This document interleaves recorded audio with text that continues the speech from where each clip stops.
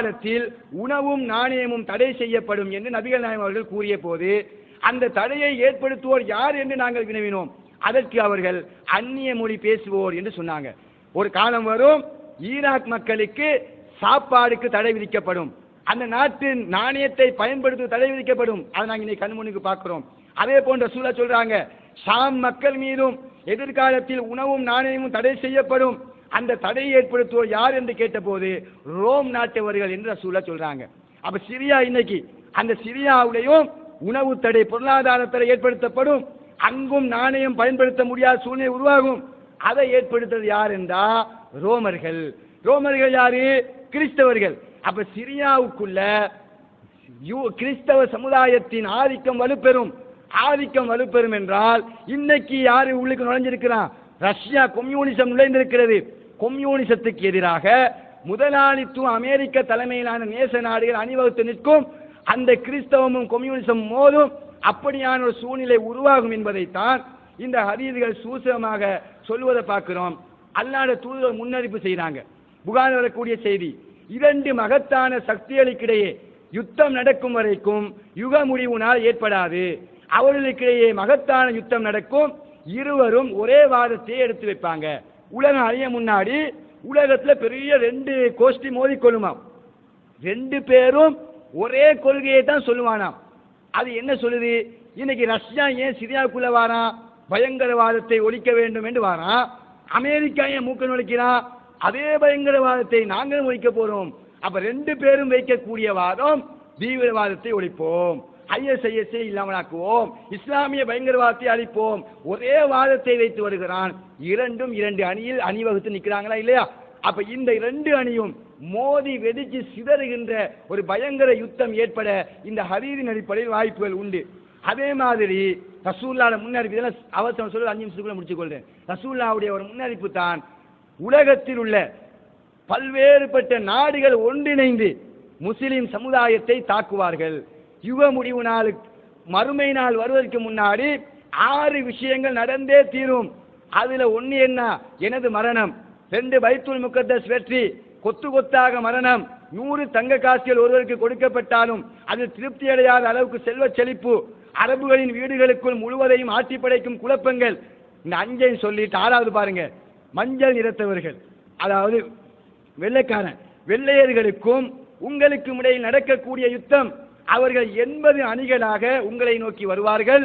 ஒவ்வொரு அணிகளிலும் 12,000 பேர் இருப்பார்கள். இது புகாரில் வரக்கூடிய செய்தி. ரசூல் என்ன சொல்றாங்க? உலகம் அழிவதற்கு முன்னாடி 80 அணிகள்ல மக்கள் வருவாங்களாம். 80, ஒவ்வொரு அணியிலையும் 12,000. 12 தர 80 பெருக்கி பாருங்க. இவ்வளவு பெரிய போர்சஸோட 80 அணிகள்னா 80 நாடுகள், 80 நாடுகள் அணிவகுத்து வந்து முஸ்லிம் சமுதாயத்தை தாக்குவாங்கன்னு சொன்னா இது எப்படி நடக்கும்? அந்த நடப்பதற்குண்டான ஒரு களம் இன்னைக்கு உருவாகுதா இல்லையா? சிரியாவில் பிரச்சனை, ஈராக்ல பிரச்சனை, பாலஸ்தீன்ல பிரச்சனை, லெபனான்ல பிரச்சனை, ஜோர்டான்ல பிரச்சனை, எகிப்துல பிரச்சனை, எல்லா அல்ஜீரியால பிரச்சனை, மொரோக்கோல பிரச்சனை, எல்லா மிடில் ஈஸ்ட் கண்ட்ரியிலையும் பிரச்சனை. எல்லா பிரச்சனையும் வந்து வந்து வந்து மெயின் இடம் சிரியா. சிரியாவில் இப்ப அமெரிக்காவில் நுழைஞ்சிட்டா, ரஷ்யாவில் நுழைஞ்சிட்டா, சவுதி வெளிவிவகார அமைச்சர் என்ன அறிவிக்கிறாரு? சிரியாவுடைய விடயத்தில் நாங்கள் முன்னால் சொன்ன கருத்தில் எந்த மாற்றமும் இல்லை. என்ன? சிரியாவினுடைய அசதுடைய ஆட்சி கவிழ்க்கப்பட வேண்டும், அதற்கு சவுதி ஒத்துழைப்பு கொடுக்கின்றான் சவுதியுடைய வெளிவிவகார அமைச்சர். அப்ப சவுதி சொல்லுகிற கருத்து என்ன? நாங்களும் சிரியாவை தாக்குவோம், அசதுடைய ஆட்சியை வீழ்த்துவதற்குண்டான எல்லா வேலையை நாங்க பார்ப்போம். சவுதி டிக்ளேர் பண்றான், தெளிவாக சொல்ற, பிரகடனப்படுத்துகிறான். அப்ப சவுதி முஸ்லீம் நாடுகள் சவுதியை தளமாக கொண்டு ஒன்றிணைவதற்கான வாய்ப்பு உண்டு. அப்படி ஒன்றிணைந்தால் அமெரிக்க ரஷ்யா யுத்தம் முடிந்து விட்டால் அடுத்த பாய்ச்சல் அது இஸ்லாத்தை நோக்கியதாக இருக்கும், இஸ்லாமிய அணியை முஸ்லீம்களை நோக்கியதாக இருக்கும். அதை தான் ரசூலுல்லாஹ் இங்க முன்னறிப்பு செய்கிறார்கள். அதே மாதிரி ரசூலுல்லாஹ் சொன்னாங்க, முஸ்லீம் வரக்கூடிய செய்தி, கொன்ஸ்டாந்தினோபில் கைப்பற்றப்படும். ரசூலுல்லாஹ் சொன்னாங்க, ஒரு கூட்டம் ரோம படை, ரோமர்கள் வருவார்கள். அவங்க வந்து என்ன செய்வாங்க? முஸ்லீம்களை பார்த்து சொல்லுவாங்க, ஏய் நாங்க வந்திருக்கிறோம், யுத்தம் செய்ய வரவில்லை, நீங்க சிலாக்க கைதிகளா பிடிச்சிருக்கிறீங்களே, கைதியை ரிலீஸ் பண்ணுங்க, நாங்க போய்கொண்டே இருப்போம். முஸ்லீம்கள் சொல்லுவாங்களாம், மதீனாவில் இருந்து வரக்கூடிய முஸ்லீம் படை, மதீனாவிலிருந்து அந்த படை வரும், அந்த படை வந்து சொல்லுவாங்களாம், முடியாது, கைதிகளை நாங்கள் ஒரு நாளும் திருப்பி தர மாட்டோம், எங்களுடைய தோழர்களை கொல்வதை நாங்கள் அனுமதிக்க மாட்டோம், உங்களுக்கு எதிராக போராடுவோம் என்று ரோமர்களுக்கு எதிராக, கிறிஸ்தவர்களுக்கு எதிராக முஸ்லீம்கள் போராடுவார்கள். அந்த போராட்டம் எந்த அளவுக்கு போகும்னு சொன்னா, 1/3 பின்வாங்கி ஓடிடுவாங்க முஸ்லீம்கள்ல. 1/3 யுத்த களத்திலே கொல்லப்படுவார்கள். 1/3 அந்த யூதர்களோ அந்த ரோமர்களோடு போராடி வெற்றி கொள்வார்கள். அப்ப அதை தொடர்ந்து ரசூலுல்லாஹ் சொல்றாங்க, அந்த முஸ்லீம்கள் மதீனாவில் இருந்து வரக்கூடிய அந்த படை தான் கொன்ஸ்டாந்தினோபிளை கைப்பற்றும். அப்ப கொன்ஸ்டாந்தினோபிள் என்ன? இன்றைய துருக்கியினுடைய தலைநகரம் இஸ்தான்புல் இருக்கிறா இல்லையா, அந்த இஸ்தான்புல் தான் வரலாற்றில் கொன்ஸ்டாந்தினோபிள் என்று அழைக்கப்பட்டது.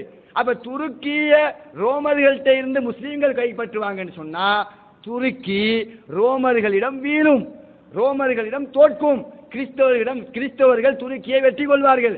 இன்னைக்கு யார கையில் இருக்குது? முஸ்லீம்கள் கையில் தான் இருக்குது. அப்ப துருக்கி நடக்கும், ஒரு யுத்தம் வந்து சிரியாவில் நடக்கக்கூடிய யுத்தம், அது துருக்கி தாவி துருக்கிய ரோமர்கள் கிறிஸ்தவ சமுதாயம் கைப்பற்றி அவங்க அட்டூழியம் புரிவாங்க. மதீனாவிலிருந்து போற படை அவங்கள தோக்கடிச்சு அந்த கொன்ஸ்டாந்தினோபிளை கைப்பற்றுவாங்க. இதுதான் இந்த இதை நீங்க பார்க்கலாம். துருக்கி இருக்கிற போர்டர் அந்த மஞ்சள் கலர்ல நான் ரவுண்ட் பண்ணியிருக்கிறேன். அந்த போர்டரோடு இருக்கிற சிவப்பு பகுதி என்ன? யூரோப்பியன் யூனியன், ஐரோப்பியன் கண்டம்.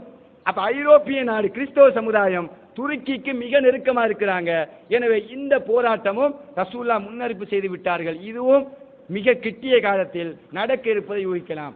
அதே போல ரசூலுல்லாஹ் சொன்ன கடைசி ஒரு செய்தி தான், யூதர்களுடன் பெரியதொரு யுத்தம் நடக்கும். யூதர்களோடு யுத்தம் நடக்காம யூதர்களுடன் நீங்கள் போர் செய்யும் வரை உலகம் அழியாது. அந்த யுத்தத்தின் போது முஸ்லிமே இதோ எனக்கு பின்னால் ஒரு யூதன் இருக்கிறான் என்று கல் பாறைகள் பேசும் என்று அல்லாஹ்வுடைய தூதர் சொன்னாங்க. அப்ப யூதர்களோடு யுத்தம் நடக்கும். இதுவும் இந்த எல்லா நிலைகளை வச்சு பார்க்கிற நேரம் இஸ்ரேலோடு யுத்தம் சமீபத்தில் இருக்குது என்பதை ஒரு முன்னறிப்பா செய்வதை நாங்கள் பார்க்கிறோம். அதே மாதிரி ரசூலுல்லாஹ்வுடைய கடைசி அறிவிப்பு என்ன? தஜ்ஜாலுடைய முன்னறிவிப்பு. தஜ்ஜால் சிரியாவுக்கும் ஈராக்குக்கும் இடையிலிருந்து வெளிப்படுவான் ரசூலுல்லாஹ் சொல்றாங்க. எதை ஷைத்தாண்ட கொம்புன்னு சொன்னாங்களோ, எங்க ஃபித்னா வரும் என்று சொன்னாங்களோ, அந்த ஈராக்குக்கும் சிரியாவுக்கும் இடையிலிருந்து தஜ்ஜால் வெளிப்படுவான். முஸ்லிம்களே உறுதியாயிருங்க ரசூலுல்லாஹ் சொல்றாங்க. அந்த தஜ்ஜால் குராசான் பகுதியிலிருந்து வெளிப்படுவான். குராசான் என்பது ஈரான், அந்த பகுதி அனைத்தையும் உள்ளடக்கும். அதே மாதிரி ரசூலுல்லாஹ் சொல்றாங்க, தஜ்ஜால் கீழ்த்திசையிலிருந்து மதீனாவை நோக்கி வருவான். அங்கிருந்து வெளிப்பட்டு மதீனாவை தாக்க தான் வருவான். அப்ப நல்லா நீங்க ஒண்ணு பதிவு செஞ்சு கொள்ளுங்க, உண்மையான ஏகத்துவத்திற்காக இஸ்லாத்திற்காக போராடக்கூடிய உண்மையான ஜிஹாதிய படை அது ஈராக்கில் உருவாகாது, அது வேறு வேறு நாடுகளில் உருவாகாது, அது ஈரானில் உருவாகாது. உண்மையான ரோமர்களை தோற்கடித்து கொன்ஸ்டாந்தினோபிளை வெற்றி கொண்டு சிரியாவை கைப்பற்றி இஸ்லாமிய கிலாபத்தை உருவாக்கக்கூடிய ஒரு சத்திய முஜாஹிதீன்கள் படை நிச்சயமாக மதீனாவில் இருந்து தான் உருவாகுவார்கள். ரசூலுல்லாஹ் அதெல்லாம் முன்னெடுப்பு செய்கிறாங்க. மதீனாவில் இருந்து ஒரு படை வரும். அந்த படையை போன்ற ஒரு படை உலகத்தில் எங்கும் இருக்காது. அவங்க கொள்கைக்காக போராடுவாங்க. அப்ப யாரெல்லாம் சவுதியை வஹாபிசம், அமெரிக்காட அடிவரடி, இஸ்ரேலுடைய அடிவரடி என்று எல்லாம் விமர்சிக்கிறார்களோ, விமர்சிக்கின்ற எகிப்தோ ஏனைய தேசத்தவர்களோ இந்த உலக முஸ்லீம்களுக்காக போராட மாட்டார்கள். சத்தியத்திற்காக போராடுகிற கூட்டம் சவுதியில இருந்து, குறிப்பாக மதீனாவிலிருந்து உருவாகும் என்று ரசூலுல்லாஹ் சொல்றாங்க. தஜ்ஜால் வெளிப்பட்டவுடன் மதீனாவை தாக்குவதற்காகத்தான் இலக்கு வைத்து வருவான். ரசூலுல்லாஹ் சொல்றாங்க, மலக்குமார்கள் அவன் முகத்தை ஷாமை நோக்கி திருப்புவார்கள். அவன் அப்படியே ஷாமை நோக்கி சிரியா, ஜோர்தான், லெபனான், பாலஸ்தீனை, இஸ்ரேலை நோக்கி போவான். அந்த நேரத்தில் தான் ஈசா அலைஹிஸ்ஸலாம் சிரியாவுல வெள்ளை மாளிகை அருகில அவங்க இறங்குவாங்க. அவனை ஈசா அலைஹிஸ்ஸலாத்தை கண்டவுடன் தஜ்ஜால் அப்படியே கரைய ஆரம்பிப்பான். தன்னுடைய வாளினால் வெட்டி அந்த தஜ்ஜாலை ஈசா அலைஹிஸ்ஸலாம் கொல்லுவார்கள் என்ற செய்தியை நாங்க பார்க்கிறோம் ஹதீஸ்ல.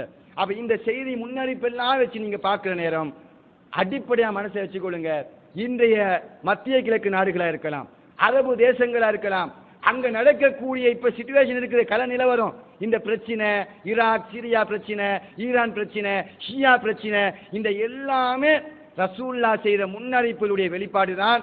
யூதர்கள் ஜியோனிஸ்களுடைய திட்டமிட்ட சதிகள் தான் த கிரேட் இஸ்ரேல் என்ற அந்த அகண்ட இஸ்ரேலை உருவாக்குகிற லட்சிய பயணம். நியூ வேர்ல்ட் ஓர்டர், உலகத்துக்கே ஒரு மதம், ஒரு ஆட்சி, ஒரு தலைவன், ஒரு கரன்சி என்கிற அந்த கொள்கைக்கான போராட்டம் இன்னைக்கு நடக்குது. நாகரீக போராட்டம் நடக்குது. அந்த போராட்டத்தில் அந்த போராட்டத்தின் நடுவுல முஸ்லிம் நாடுகள்ல குழப்பங்கள் ஏற்படும், இரத்தங்கள் சிந்தப்படும், உயிர் பலிசேதங்கள் ஏற்படும், கொத்து கொத்தான மரணங்கள் சம்பவிக்கும். ஆனால் இத்தனை இழப்புகள், இத்தனை காயங்கள், இத்தனை இரத்த சிந்தல்கள், இத்தனை பலிகள், இத்தனை அட்டூழியங்களையும் தாண்டி முஸ்லிம்கள் தான் வெற்றி பெறுவார்கள். ஜியோனிசம் தோக்கும், யூதன் தோற்பான், அமெரிக்காவுடைய அடிவடிகள் தோற்பார்கள், இஸ்லாமிய சேனை வெற்றி பெறும் என்ற அந்த முன்னறிவிப்பை அல்லாஹ்வுடைய தூதர் அற்புதமா சொல்லியிருக்கிறாங்க. அப்ப இதெல்லாம் நினைச்சு நாங்க என்ன செய்ய தேவையில்லை, ஒரி பண்ண தேவையில்லை. அடிக்கிறானே, பாலஸ்தீனம் அழிகிறதே, சிரியா அழுகிறதே என்று எல்லாம் கவலைப்பட தேவையில்லை. மனதளவில் எங்களுடைய தொப்புள் கொடி உறவுகளுக்காக அல்லாஹ்விடம் பிரார்த்திப்போம். அல்லாஹ் அவர்களுக்கு வெற்றியை கொடுக்குமாறு, அந்த ஃபித்னாக்களின் போது அவங்களுடைய பாதத்தை உறுதிப்படுத்துமாறு, எந்த கட்டத்திலும் ஈமானை இழக்காமல் கொள்கை உறுதியாக இருக்குமாறு அந்த பலத்தை கொடுக்குமாறு அல்லாஹ்விடம் கையேந்துவோம். அதை தாண்டி எங்களால் எதுவும் செய்ய முடியாது. அதே நேரம் இந்த ஃபித்னாக்கள் குழப்பங்கள் எல்லாம் எங்களுடைய தோல்விக்கு அடையாளம் அல்ல. இந்த தோல்விகள் தான் ஏகத்துவ ஆட்சியை, இஸ்லாமிய தேசத்தை உலகத்தில் மலர வைக்கும். அல்லாஹ்வின் தூதருடைய முன்னறிப்பு நிறைவேறும். அது நிறைவேற வேண்டுமானால் நாங்கள் உண்மை முஸ்லீமாக மாற வேண்டும். குர்ஆன் அல்லாஹ் தஆலா சொல்றான், வலா தஹினு வலா தஹ்சனு, நீங்க கவலைப்படாதீங்க, நீங்க எந்த ஒரி பண்ணாதீங்க, நீங்க தோல்வி மனப்பான்மைக்கு உள்ளாகாதீங்க. வான்துமுல் அலவுன இன் குன்தும் மூமினீன், நீங்கள் மூமின்களாக இருந்தால் நீங்கள் தான் வெற்றி பெறுவீர்கள். யம்சஸ்கும் கர்உன், உங்களுக்கு இப்பொழுது ஒரு பிரச்சனை ஏற்பட்டிருக்கிறது. ஃபக்கத் மஸ்ஸல் கௌமு கர்உன் மிஸ்லுஹு, உங்களுக்கு அவர்களுக்கு ஏற்பட்டது போன்று உங்களுக்கும் ஏற்பட்டிருக்கிறது. வசில்கல் ஐயாமுன் உதாவிலுகா பைனன்னாஸ், இந்த பிரச்சனையை நாங்க மாறி மாறி ஏற்படுத்துறோம். இன்னைக்கு உங்களுக்கு அடின்னு சொன்னா நேத்து அவன் அடி வாங்கினா, இன்னைக்கு நீங்க அடி வாங்குறீங்க, நாளைக்கு அவன் அடி வாங்குவான் உங்கள் கையினால். இதை நாங்கள் தான் சுழலச் செய்கிறோம். அல்லாஹ் ஏன் இந்த பிரச்சனையை தாரான்? ஏன் அல்லாஹ் அடி வாங்க வைக்கிறான்? ஏன் அல்லாஹ் தோல்வியை தாரான்? ஏன் அல்லாஹ் ஆக்கிரமிப்பு செய்கிறான்? ஏன் ஒரு பச்சிளம் பாலகன் அப்படியே குண்டுமலை பொழிந்து சிதறடிக்கப்படுகிற அந்த சோகங்களை ஏன் நடக்குது என்று சொன்னா அல்லாஹ் ரீசன் சொல்கிறான். வலியஅலமல்லாஹு அல்லதீன ஆமனு, உங்களிலே அல்லாஹ்வை உண்மையாக நம்பிக்கை கொண்டவர்கள் யார் என்பதை அறிவதற்காக. வயத்தகித மின்கும் சுஹதா, உங்களில் இருந்து ஒரு சாராரை ஷஹீதாக அந்த அந்தஸ்தை கொடுப்பதற்காக.